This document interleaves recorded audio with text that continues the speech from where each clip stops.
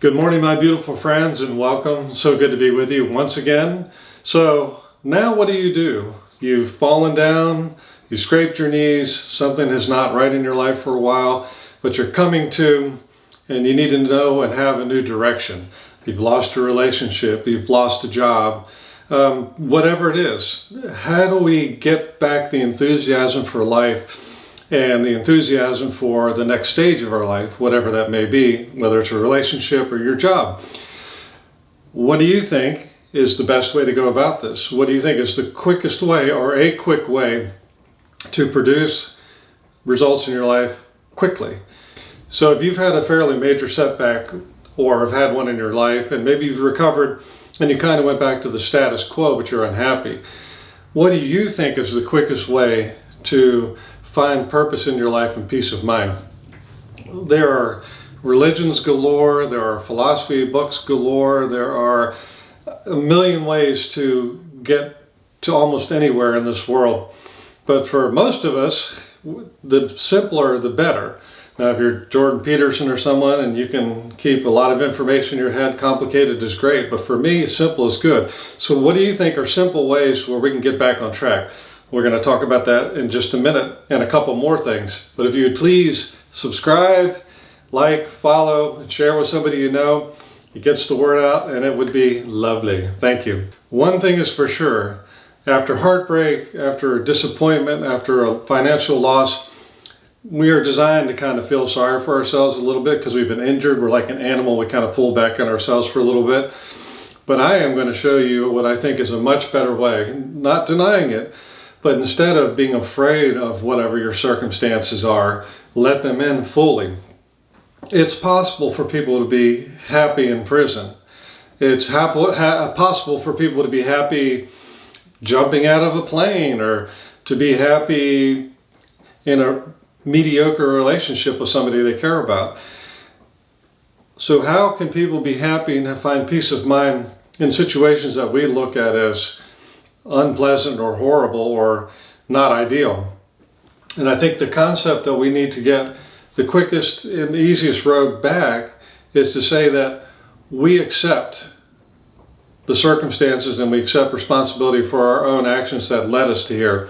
When something bad happens, look introspectively first or simultaneously and say, well, what did I do to get to this position where if I lose my job, I go bankrupt immediately? Or if this person doesn't approve of me in my life, that I'll feel no good about myself and I'll be alone.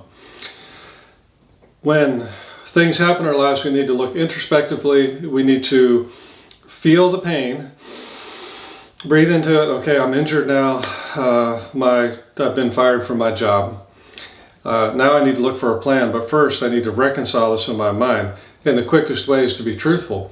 If I did certain things that were reasonable and I got fired, then I go, I'm walking in my integrity and combined with humility, and I got fired, and that's fine. But if you were doing something wrong, goofing off, stealing from the company, and you get fired, in that case, you need to say, what did I do to get myself fired or to set back my relationship? How have I been talking to my spouse? How have I been relating to changes in my spouse's life? Do we sit down and talk about it and figure out what the best solution is for the both of us together? What is it we do? In my slightly more arrogant youth, I used to joke and say that I'm never wrong. Occasionally I need to make slight adjustments in my actions or my beliefs, but I'm never wrong. I'm always right. And I said that with tongue in cheek, but I'm also the arrogance of youth. You think you're right, and I'm probably still in that category in some people's eyes. But seriously, it takes time to learn, but it's worth the daily effort. The ability to accept responsibility for what you've done or what you haven't done, accept responsibilities in your circumstances. What do I have control over and power of? When it's your kids and they're finally adults, or your spouse and they finally are tired of whatever it is you're doing that's annoying them, you don't have control over either your kids or your spouse. You only have control over you, hopefully. And you have these honest conversations with them, and then you have the honest conversation with yourself and say, what am I willing to change, or what is it I really do need to change, or can I change these things to make myself a better person so that when we come together, We are better people. So a relationship, as I've said many times and have been told, his life, her life, their life together, can be in the work, could be with your children or whatever. But if two people are unhappy by themselves and they get together, it might create a little bit of happiness for a while, but after a while, it's not going to be enough. If you have two very happy people, or happy people, relatively happy people, get together, then they share their happiness together, and then this mutually beneficial time, when you're not happy, the other person's happy, they lift you up, and it goes back and forth. But again, it comes back to being the most honest person you can possibly be. So you listen, you feel, you think for a while before you change, but you must be willing to be honest with yourself and other people. And if you're unwilling to be honest with yourself and other people, be honest in that I don't want to try anymore at work. I don't want to try anymore at this relationship. I'm just worn out. And I'm not saying right or wrong. I can't do it right now. That's just the way I feel. If you're stuck in a job that you don't like, at least you say, well, I'm willing to stay here. It's good enough for now. And maybe things will change in the future. But if you say, I have no choice, I have no circumstance, no way out of the relationship, no way to fix it, that you're losing power. You have to take the power back and be willing to say, I have control over a lot. I can't control the country I live in necessarily. I can't control my neighbors. I can't control my kids, but I can control a lot about myself and how I view the world. Some people go through life completely happy, oblivious to everyone else until they walk right off this earth. Other people are born skeptics or created skeptics, and they spend their whole life in fear of other people, and hiding and changing and blaming, and that gets really complicated. But I think somewhere in the middle is good, right?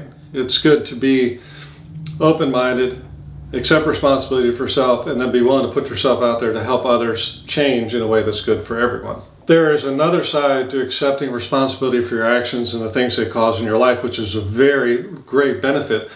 So once you accept and you get in the habit of, okay, pain, I feel the pain, I don't like the pain, this is going to last from an hour to 3 or 4 days to a few months to 7 years if you're getting a divorce. So accepting the pain, accepting the responsibility, breathing through the pain, getting over the denial of what's happening, and say, I'm no longer in denial. They don't like me for whatever reason. They put more importance on things that I don't put importance on, and that's just the way it is. But what can I do in this moment to be a better person? That does two things. It frees you up to do other things, but it also, our strongest critic is almost always the little voice inside our head that's talking at you. And you're like, well, that's confusing. I'm talking to myself. You are, but who is talking to yourself? And what is yourself? And that's a very esoteric conversation, and I don't have the answer to all that, but I do know that the more honest you are with yourself, the more you get your life with a plan and follow that plan, the quieter the voice is that talks at you, which I believe is the spark, the soul inside of all of us that's neither male, female, bond, free, and whatever these terms you want to use. The founding fathers slowly were learning that we're all created equal. Men, God has created mankind, womankind, to be equal because our soul is the same. Our bodies are all different.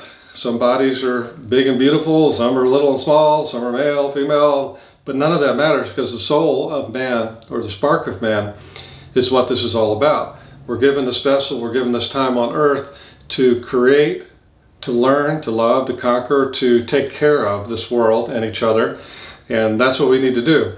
So the more that we can be honest with ourselves, the more the cycle continues of growth, and we're open to change. We're going to try to do change, and if we're not, we're going to be honest that we're not, right?